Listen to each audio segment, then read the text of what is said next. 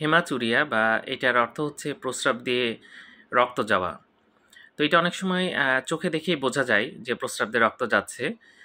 এটাকে আমরা বলি ম্যাক্রোস্কোপিক হেমাচুরিয়া বা ফ্র্যাঙ্ক হেমাচুরিয়া বলি এটাকে। অর্থাৎ আপনি খালি চোখে দেখতে পারবেন যে প্রস্রাব দিয়ে রক্ত যাচ্ছে। তো যাই হোক, এটা হলে অবশ্যই দ্রুত ডাক্তার দেখাতে হবে। আরেকটা ধরনের হেমাচুরিয়া আছে বা প্রস্রাব দিয়ে রক্ত যায়। সেটা কিন্তু চোখে দেখা যায় না। দেখা যাচ্ছে প্রস্রাব স্বাভাবিকই হচ্ছে কিন্তু তার ভিতর দিয়ে রক্ত যাচ্ছে। সেটাকে আমরা মাইক্রোস্কোপিক হেমাচুরিয়া বলি। যাই হোক, বিভিন্ন কারণে এই হেমাচুরিয়া হয়। কিডনিতে যদি পাথর থাকে, কিডনিতে যদি কোনো ক্যান্সার হয়, তাহলে কিন্তু এরকম হতে পারে। এছাড়া যদি ব্লাডারে টিউমার হয়, ব্লাডারে যদি স্টোন হয়, ব্লাডারে যদি কোনো ট্রমা হয়, তাহলে কিন্তু এরকম হতে পারে।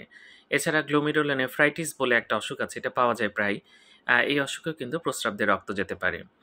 তো যাই হোক, এরকম হলে সিরিয়াসলি দেখতে হবে এবং ইনভেস্টিগেশন করে দেখতে হবে যে কেন এরকম হচ্ছে। আবার ইউটিআই বা প্রস্রাবে ইনফেকশন হলেও কিন্তু এরকম হতে পারে। এটা হলে খুব দ্রুত ডাক্তার দেখাবেন, না হলে অনেক সময় কিন্তু ভিতরে জটিল রোগ থেকে যেতে পারে। ধন্যবাদ সবাইকে।